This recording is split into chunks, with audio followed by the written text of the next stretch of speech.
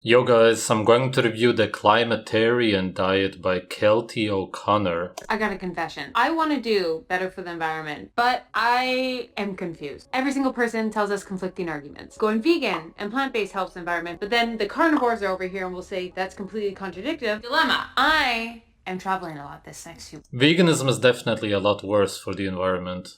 Really, than any diet. weeks. See my family, Sam's bachelorette party, and reunite with my partner. As much as I love traveling and feel very blessed, the one thing that always eats me inside is the impact on the environment flying does. The best thing I can do is try and reduce my carbon footprint in every other single way. That's where the Climatarian diet comes in. This is the first diet I saw that doesn't really demonize anything, but it seems like, wow, if we all ate in this way, I think we could all do it. So here's what I did.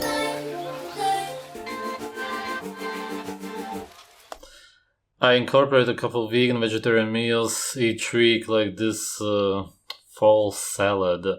Of course, the number one reason is to eat less meat because there is an agenda behind it. And the number one agenda is to reduce and eventually somewhat ban and at least make meat very expensive and replace it with eating worms, other insects, and of course base everything on vegetarianism and veganism. Which is why the climate agenda is connected to the vegan agenda.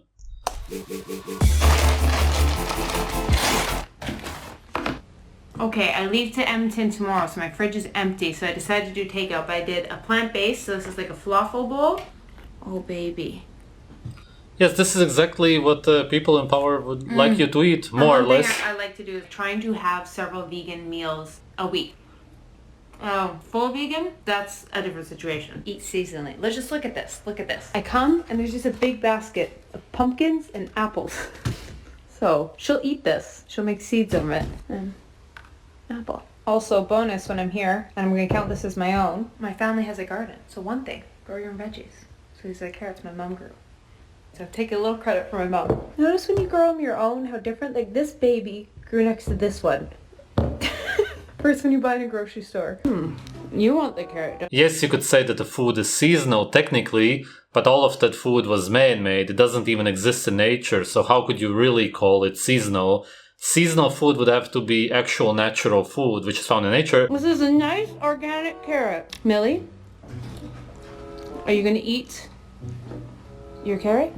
Animal abuse. You're so good for the environment. What a good pupper. Grow your own food. My mom grew a carrot.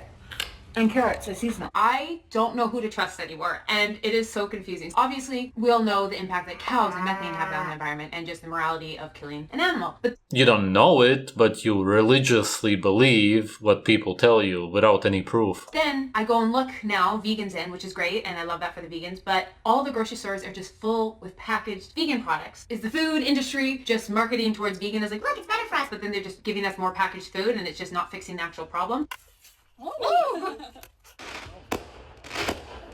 Happy Canadian Thanksgiving! So we made a turkey, and here's the perfect example of no meat waste. Last night made the turkey. There's all the scraps from the turkey. There's the extra meat, there's the skin, there's the bones, and you make it into chicken. She's looking very exhausted. Also, the dark eye circles are kind of protruding. I assume that she maybe works out a lot or has a stressful life, at least in some way. Chicken noodle soup. It's a great way, like, if you're gonna use meat, use every of it. And then Millie got all the fatty scraps. Did we turn the leftover turkey into puppy food for you to eat? Yes, so we did. But Hokarito, which is my favorite. Okay, that's a good point, of course, to use everything as much as you can. Also, use the bones for any kind of broth or soup that you're making. Deodorant doesn't count as your liquid. It's so nice. And I'm obsessed. Look at this guy. It looks cute in my cabinet. But it's very appropriate for this video because it's vegan, aluminum, paraben-free. My absolute favorite smell has always been the eucalyptus mint. Think of you. Shaved armpits are unnatural, obviously, and you would smell a lot less if you would not shave the hair. Eucalyptus leaf, like hanging in your shower, like that vibe. It smells so good.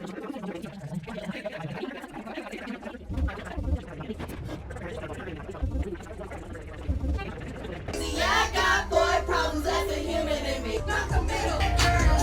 Let's do the Helen Keller and talk with As someone who eats out multiple times a day, usually, this one was a Such a degenerated culture. challenge to me. So I really tried to scale back. I went out for tacos once with my brother, about 2 meals a day when I was in Nashville with Sav, and then between traveling when my fridge wasn't full, so I got the poke bowl and the vegan falafel bowl. So I really tried to scale back, but at the same time, not be so restrictive that I wasn't going to go grab a beer and tacos with my brother. So when I saw Game Changers, I went vegan right after. When I saw Seaspiracy, I didn't have seafood for a long time right after. And it's because, I'm just aware of like how my own choices impact the environment. And You're not aware at all. You're just very easily influenced, brainwashed. Those documentaries have been proven to be completely false. Completely false. Everything in them is a lie.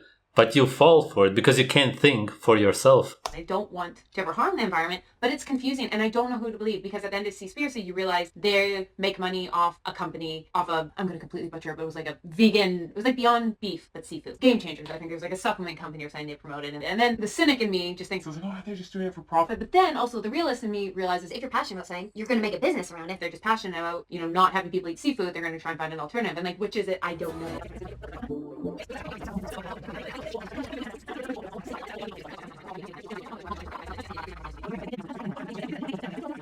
Because I did a post a little while ago of like where you stand on the vegan versus carnivore, and I've never had so many responses. It's such a confusing time. People are so passionate about it, and like people on the far meat eating side have seen health benefits, and same with vegans have seen the health benefits and also the environment. And it's just because people are so passionate about it, it's really hard to figure out what's right or wrong. I don't know of any health benefits that vegans are seeing. I've never heard any vegans say that they healed on anything or saw any kind of health benefits whatsoever. And I don't want anyone to even feel attacked. I would just love to hear your guys' own experience because I feel here on this channel, like so many of you guys are amazing and fun, and we all get it. We're all just trying to do better for ourselves and the world little by little, and we're definitely not perfect.